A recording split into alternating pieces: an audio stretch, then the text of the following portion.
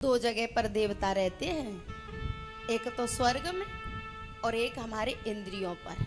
हमारी प्रत्येक इंद्रिय पर एक देवता है जो उस इंद्रिय को चला रहा है।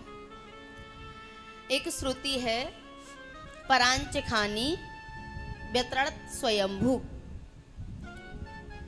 बोले ये जो इंद्रियों के मुख है ना, दरवाजे बाहर की तरफ है, तो स्वाभाविक है कि हमारा मन भी बाहर की तरफ दौड़ता है। और वैसे ही ये इंद्रियां जड़ हैं, ये चेतन नहीं है। लेकिन जिस इंद्रिय के संग मन जुड़ जाता है वो काम करने लग जाती है। अब यहाँ पर आपकी दो इंद्रियां काम कर रही हैं, श्रवण और चक्षु, और इंद्रियां शिथिल पड़ी हैं, मन इनमें जुड़ा है। तो श्रुति कह रही है कि हमारा मन इसलिए बाहर की तरफ दौड़ता है क्योंकि इंद्रियों के मुख बाहर की तरफ हैं। लेकिन मैं सीताराम जी से एक निवेदन करना चाहूंगी, जिस रास्ते से बाहर जाया जाता है क्या उस रास्ते से अंदर नहीं जाया जाता? हाँ या ना? जिस रास्ते से बाहर जाया जा सकता है उससे अंदर भी तो जाया जा सकता है। लेकिन हमारा मन बाहर ही क्यों दौड़ता है?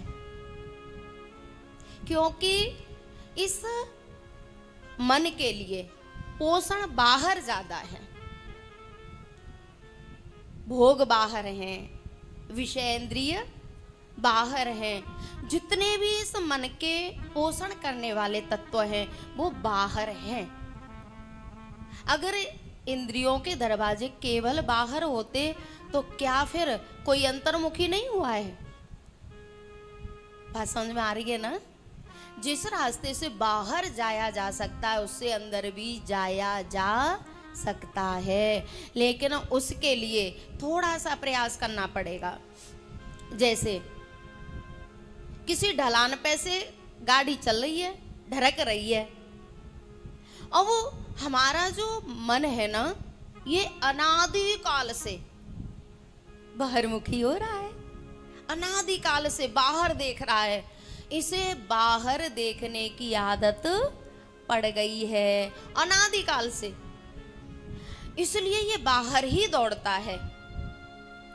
जैसे ढलान पे गाड़ी चल रही है तो वो चल रही है, उसकी मस्ती है, सहजता है। लेकिन यदि ढलान पे गाड़ी को रोकना पड़े और बैक गियर देना पड़े, संभव है? Nothing is impossible, everything is possible.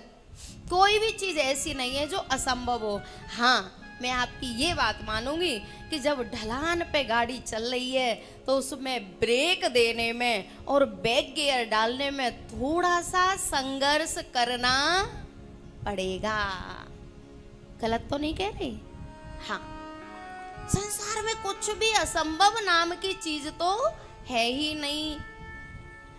अब ये जो इंद्रियों पर देवता बैठे हैं ये जानते हैं कि अंतःकरण में अगर राम राज्य हो गया तो हमें मरना पड़ेगा, हमें पोषण नहीं मिलेगा, हमें विषय नहीं मिलेंगे, हमें मनमानी करने का मौका नहीं मिलेगा। और जो स्वर्ग के देवता हैं वो भी जानते हैं कि यदि अयोध्या में, ये हृदय ही तो अयोध्या है, अगर हृदय में राम राज्य हो गया तो फिर हमारी दाल गलने वाली नहीं है।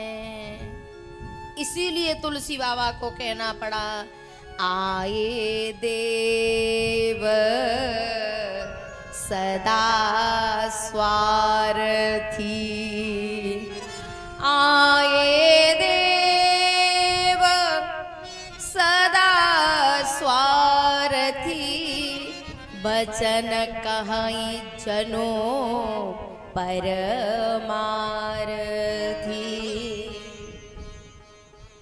तो प्यारे, देवताओं ने अयोध्या में ऐसा भूचाल